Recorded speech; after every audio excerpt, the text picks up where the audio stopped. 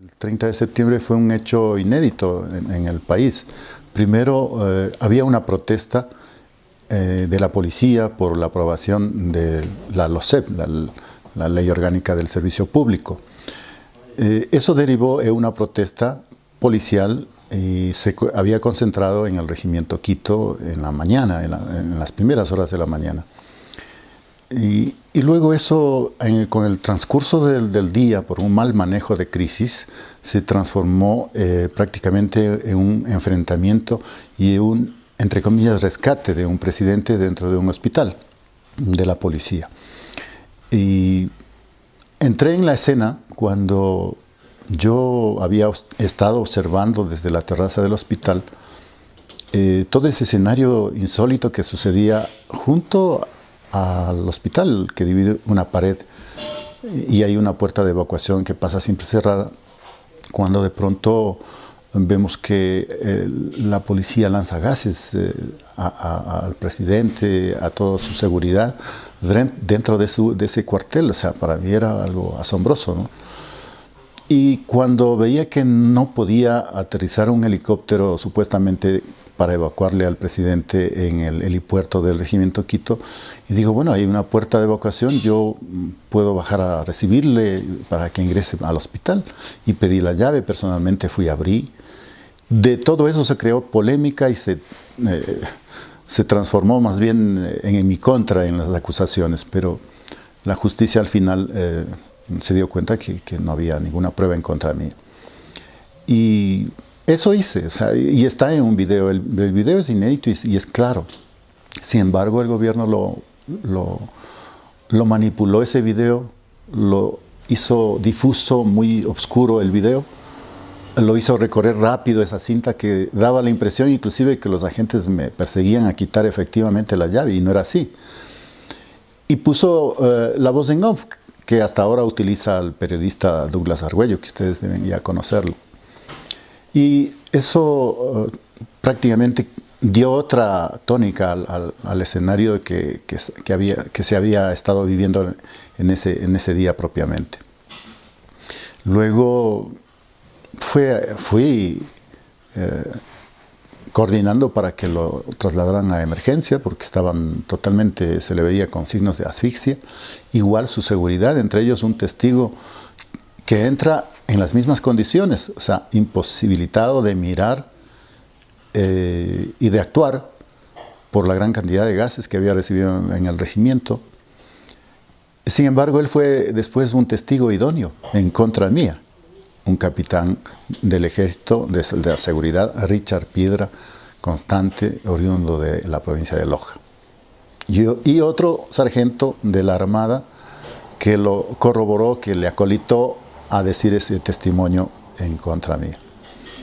Bueno, pero más que eso fue en los subsiguientes días, por una declaración que yo hice a CNN, en el cual me preguntaban si el presidente en el hospital, en su habitación, había alguna persona que tenía alguna arma que le estaba apuntando a su humanidad.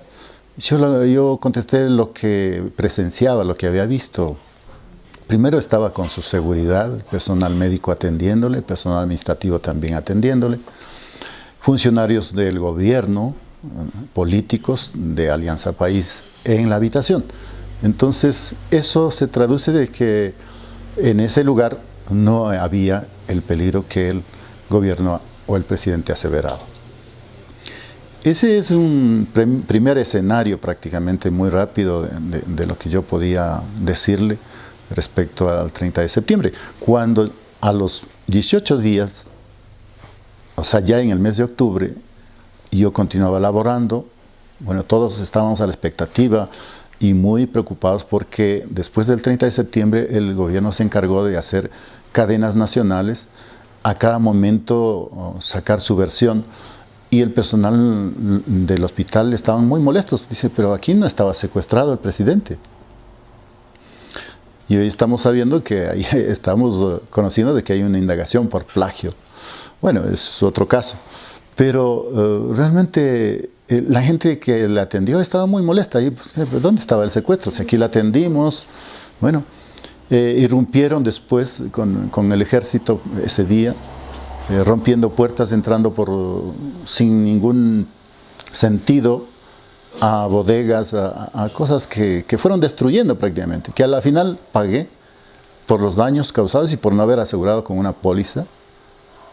Y eso también Carlo Poli tiene que responderme en algún momento, porque él, a través de sus equipos de auditores, me hizo el informe que corresponde de auditoría, y al final resulté que yo no había cumplido algunas normativas internas, que no había asegurado con pólizas, y fui multado casi con $3.000. Lo pagué porque yo no quería seguir un proceso contencioso electoral. Sabemos que los jueces, yo ya no empecé a confiar en nadie de la justicia. Y en ese tema fue otro tema de persecución, porque la póliza de seguros,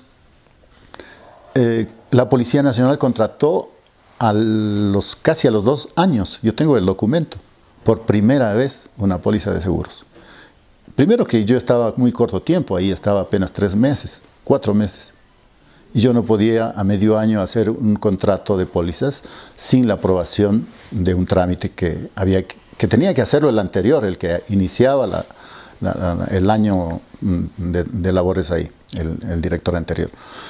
Bueno, después de que yo doy esa entrevista, el 18 más o menos calculo que fue con CNN, el 20 sale a la noticia internacional, y esa noticia internacional, el 20, llegan a conocimiento obviamente de todo el país y del mundo y del gobierno, y el 23 en la sabatina me dedicó casi como 10 minutos para insultarme, injuriarme, acusarme y decir a las autoridades, tanto del Ministerio del Interior como de la policía, de la institución policial y de la Fiscalía, que me atiendan prácticamente en ese sentido, ¿no es cierto?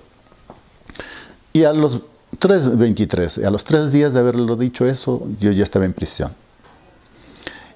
Ese es el motivo primero de la persecución. Primero, que los jueces y los fiscales iniciales cumplieron al pie de la letra la orden de una sabatina, porque no era otra cosa. ¿Por qué no lo hicieron el mismo día? ¿Por qué no se quejaron? Porque en el mismo día que sucedió, más bien agradecieron, el mismo presidente agradeció en Carondelet, después que salió de esa evacuación, que lo llamo yo, ¿no? Yo no lo llamo rescate, sino una evacuación. Es muy distinto. Todo ese escenario causó muertos, heridos, y alguien tendrá que responder en su debido momento. Aquí no hay la justicia todavía. Vemos que se ha cambiado ya a otro escenario político con el nuevo candidato electo, Lenín Moreno. Estaremos nosotros a la expectativa de cómo vaya a ingerir en la administración de justicia, cuáles vayan a ser las nuevas políticas que hasta ahora ni en campaña le hemos escuchado, no aceptó debates, no conocemos la política exacta del nuevo gobierno que va a suceder en el 24 de este mayo. Entonces, la persecución fue un proceso judicial infame, en resumidas cuentas. Nada menos que el acusador, el que presenta la demanda en contra mí, es el actual presidente de la Asamblea Nacional, José Serrano. Todas estas coincidencias las estoy viviendo, las estoy mirando con mucha calma, porque siempre ha sido así mi carácter de observar las cosas y decir las verdades a quienes hay que decirlas frontalmente y sin exasperarme, cabe el término. Bueno, y ese proceso judicial duró hasta el 15 de mayo, el día que yo salí en libertad, del 2011. Es decir, pasé 7 meses y medio en prisión, primero en un lugar donde se comparte con sentenciados, compartí con sentenciados, que eso viola los estatutos de los derechos humanos. Es una forma de tortura tener a un oficial inocente en medio del peligro de estar conviviendo con delincuentes, sentenciados especialmente. Y luego estuve en la cárcel 4 y me pasaron al penal, que eso fue otro escenario también muy fuerte para mí. Indudablemente mi vida peligraba constantemente. Terminado ese escenario judicial, a la par, en la parte policial, iniciaron un proceso de administrativo para darme de baja por mala conducta, entre comillas, por los mismos hechos judiciales, penales.